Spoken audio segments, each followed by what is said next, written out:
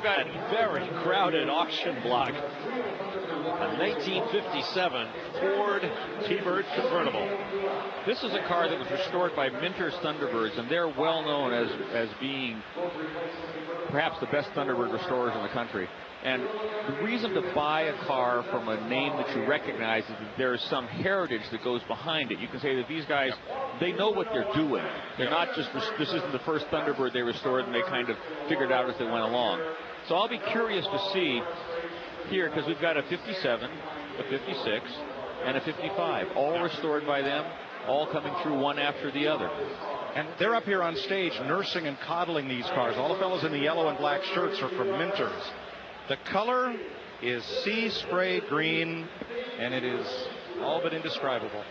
Well, it's got the 312-inch engine, which is the big one, but it's automatic transmission. I don't know how, in terms of the Thunderbird purists of that era, whether or not an automatic or a manual is important, but it was the last of the really lean and mean early Thunderbirds with the porthole hardtop, and pretty special car. You know, when they made the 58, the four-seater, it was interesting. The purists hated it, but they sold more of the 58 than they did of the 55, 56, and 57 all put together. So really huge success for Ford, and all we sports car guys just hung our heads.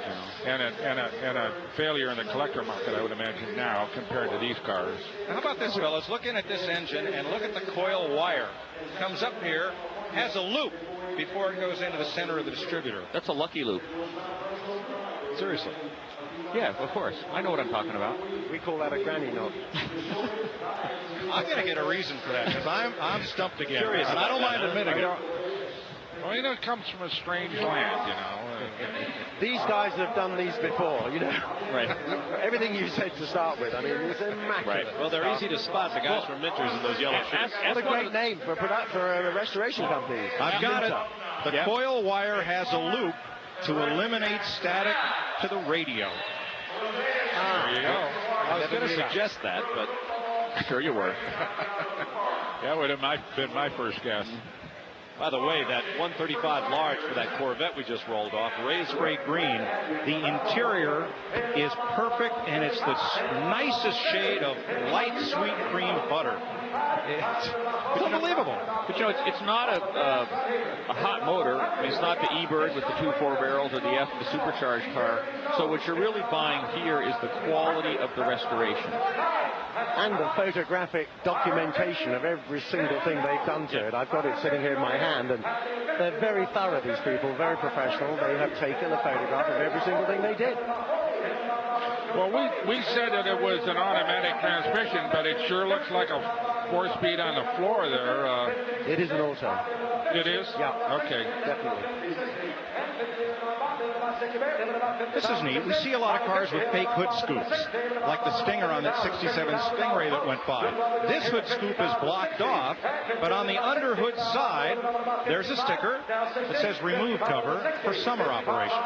So it's a functional, non-functioning hood scoop. I'm hopelessly ignorant about these cars, because this is when I was a kid, I was a hopeless sports car purist, so I thought this Detroit Iron was beneath contempt. So I don't know anything about it. These are the first American cars that I ever went in as a kid, because my mother, who lived in Hollywood, had one of these. I've said this before, I think. So my first introduction to American cars was the early T-Birds.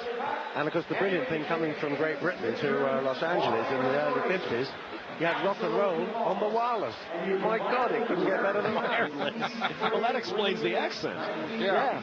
Wireless, he must mean wireless radio. bonnet. Yeah, something like Well, we called it the wireless then. It had valves. I think you call them tubes. But Two nations divided by a common language. We're so glad he came to the colonies with us, aren't you? We watched a T-Bird sell earlier for 30 grand that was just an average car. And I would say that's kind of the spread you're going to see is 30 grand for a nice car that's nothing special. And this one will be around 70 plus commission, 70, 72. And so it's double the price, but you get much more than double the car. Keith, could you build it for that? No. I didn't think so. these Minter's men are very well turned out too, by the way. I mean, they're like a professional race team. You know, they've got all their livery on. They're all smartly, all had haircuts, all had a shave. I mean, these guys are seriously cool. They're staying in our hotel. They are, and they're like that all the time. It's like a military unit. Oh, you guys are in a hotel. Hey. You're in that little teardrop trailer, aren't you? Yeah. By the way, Reggie Jackson knows whereof he speaks. He is a noted collector and often consults. We've seen him here at Barrett Jackson over the years.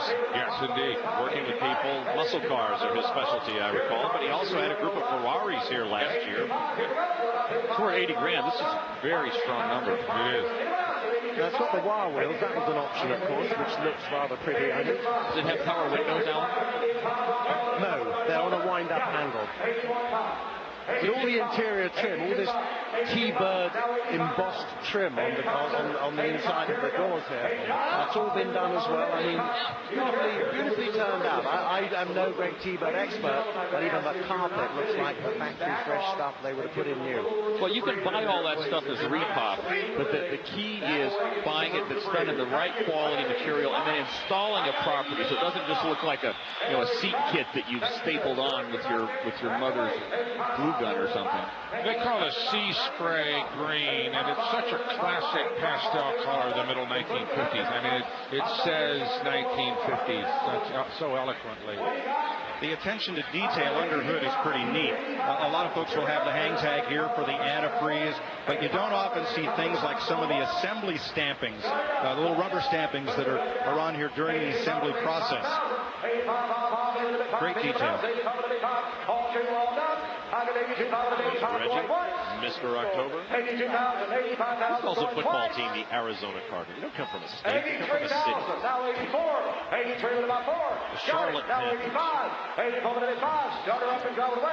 Well, this I just spoke to the mechanic on the car. He said he started work on this car in June of last year. So here it is today. Not bad, is it? Nope. Fast. But then they know what they're doing. They've got all the bits and pieces. They know where to source what they need, and they know how to put them together. That's exactly what he said. You guys got it right first time. There it goes, $84,000. Now that will bump up our average price per car, our 57th consecutive sale, and our average to this point was $57,598. That'll move it on up.